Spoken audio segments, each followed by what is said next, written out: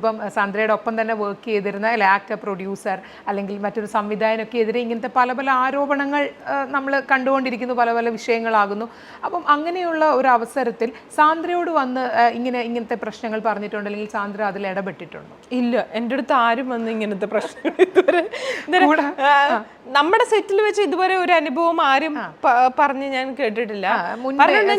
ഞാനുണ്ടല്ലോ, ഞാൻ ഓവറായിട്ട് പ്രതികരിക്കുന്ന ആളാണ് ഇങ്ങനത്തെ കാര്യത്തിലൊക്കെ. അതുകൊണ്ട് തന്നെ എനിക്ക് അങ്ങനത്തെ ഒരു സാധനമേ വന്നിട്ടില്ല. സാന്ദ്ര വർഷങ്ങളോളം വർക്ക് ചെയ്തിരുന്ന അല്ലേ, ഒപ്പം വർക്ക് ചെയ്തിരുന്ന ഒരു കോ പ്രൊഡ്യൂസറിനെ, ആക്ടറിനെ കുറിച്ച് ഇങ്ങനെ ഒരു ആരോപണം. അപ്പം ഞാൻ വിചാരിക്കുന്നത് സാന്ദ്രയോട് നേരത്തെ അങ്ങനെ തന്നെ ആരും ഒന്നും വന്ന് പറഞ്ഞിട്ടില്ല. അല്ല, അങ്ങനെയല്ല. എനിക്ക് ഇപ്പം വിജയനെയാണ് ഉദ്ദേശിച്ചതെങ്കിൽ എനിക്ക് അങ്ങനെ ഒരു അനുഭവമേ ഇല്ല.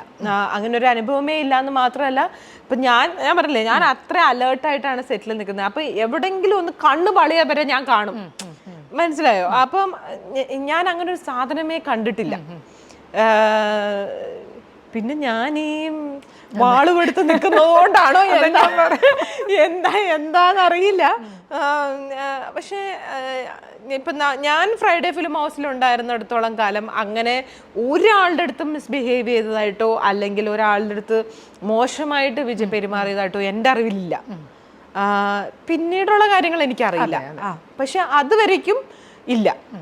പിന്നെ ഇപ്പം നമ്മുടെ സിനിമയിൽ തന്നെ വർക്ക് ചെയ്ത വേറെയും പല ആൾക്കാരെ പറ്റി ഇത് കേട്ടിട്ട് അതേ പറഞ്ഞു, എൻ്റെ അനുഭവത്തിൽ ഇതുവരെ അങ്ങനെ ഒരു സാധനം ഞാൻ കണ്ടിട്ടില്ല. ഇപ്പം ഇവരൊക്കെ വന്ന് പറയുമ്പോഴാണ് ഞാൻ അറിയുന്നത്. അപ്പം ഞാൻ അവരോട് പറഞ്ഞു, അത് വേറെ സിനിമകളിലെ കാര്യം കേട്ടോ, അപ്പം നിങ്ങൾ പ്രതികരിക്കണ്ടായിരുന്നോ ആ സമയത്ത്, അപ്പോഴേ പ്രതികരിക്കണം. അപ്പം അവർ പറഞ്ഞ് പ്രതികരിച്ചിട്ട് എന്താ കാര്യം, ഇങ്ങനെയല്ലേ തിരിച്ച അനുഭവം കിട്ടാം. നമുക്കറിയാം എല്ലാവരുടെ ഉള്ളിൽ ഇനി അഭിനയിക്കണമെന്നുള്ള ആഗ്രഹമുണ്ടല്ലോ.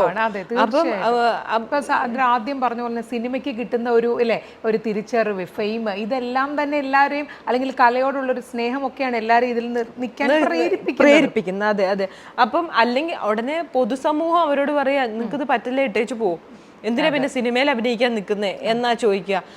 എല്ലാരും അതാ ചോദിക്കുക, മനസ്സിലായോ? അപ്പൊ പറയാൻ തന്നെ ഒരു സ്ത്രീ പേടിക്കും.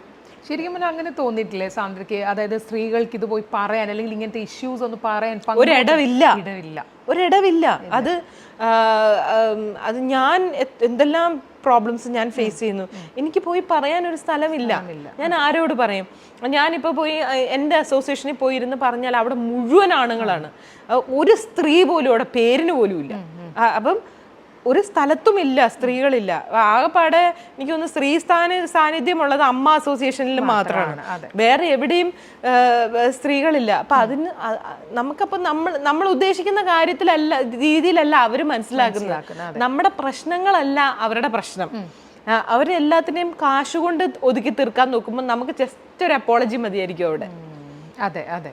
അവിടെ വെറുതെ ഇപ്പം നമ്മളോട് മിസ്ബിഹേവ് ചെയ്തു, അല്ലെ നമ്മളോട് മോശമായി സംസാരിച്ചു, ഇതിന് നമുക്ക് വെറും ഒരു അപ്പോളജിയുടെ ആവശ്യമേ ഉള്ളൂ.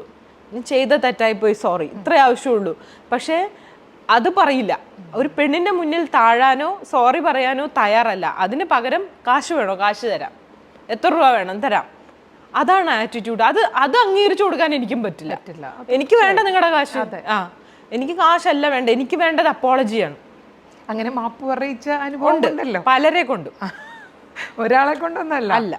അല്ലാതെ നമ്മളോട് തെറ്റ് ചെയ്തു നമുക്ക് അല്ലേ പൂർണ്ണമായ ബോധ്യം, മാപ്പ് തന്നെയാണ് വേണ്ടുന്നത്. അതെ.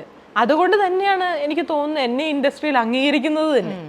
അല്ലെങ്കിൽ എന്നെ ചവിട്ടി പുറത്താക്കിയനെ.